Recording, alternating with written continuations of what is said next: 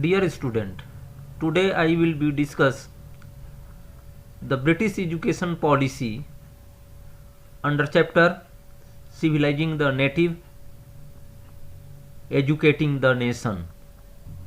The British in India established their control over the entire country, but their task was not completed.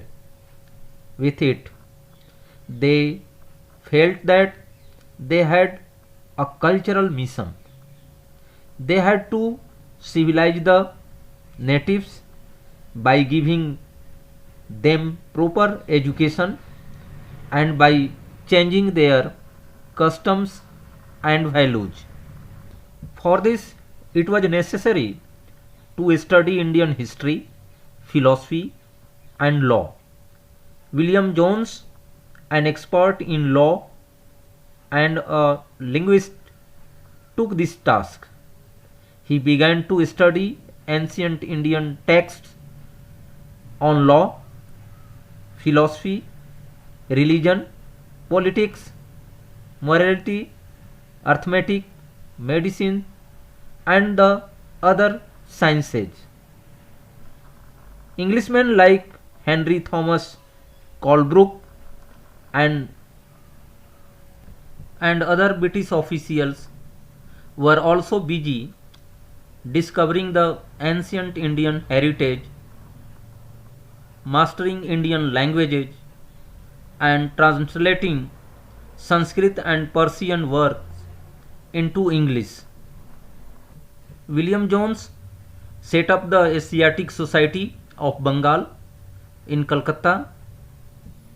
Jones and Colebrook shared a deep respect for ancient cultures, both of India and the West Indian civilization they felt had attained its glory in the ancient past but had subsequently declined. In order to understand India, it was necessary to discover the sacred and legal texts that were produced in the ancient time. Jones and Colebrook went about discovering ancient texts, understanding their meaning, translating them, and making their findings known to others. This project, they believed, would not only help the British learn from Indian culture, but it would also help Indians rediscover their own heritage and understand the lost glories of their past. In this process, the British would become the guardians of Indian culture as well as its masters. Several company officials got influenced by these ideas. They felt that Hindus and Muslims ought to be taught what they were already familiar with and what they valued and treasured, not subjects that were alien to them. They felt that institutions should be set up to encourage the study of ancient Indian texts and teach Sanskrit and Persian literature and poetry. The officials also thought that Hindus and Muslims already familiar with this part, they believed could the only one could the alien rulers expect to be respected by their subjects. It was thought that this was the only way the British could win the hearts, the natives, and could get respect from them. A madrasa was set up in Calcutta in 1781 to promote the study of Arabic, Persian, and Islamic law.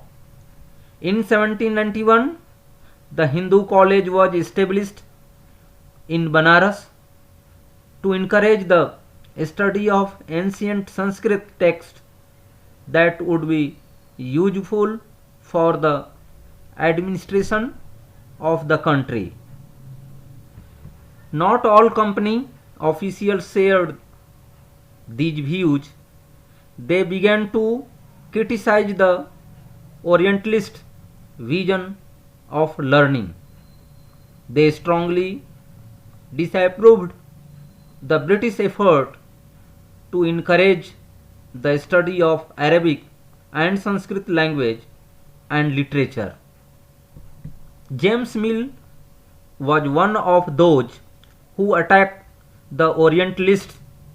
He was of the opinion that Indians should be made familiar with the scientific and technical advances that the West had made, rather than with the poetry and sacred literature of the Orient.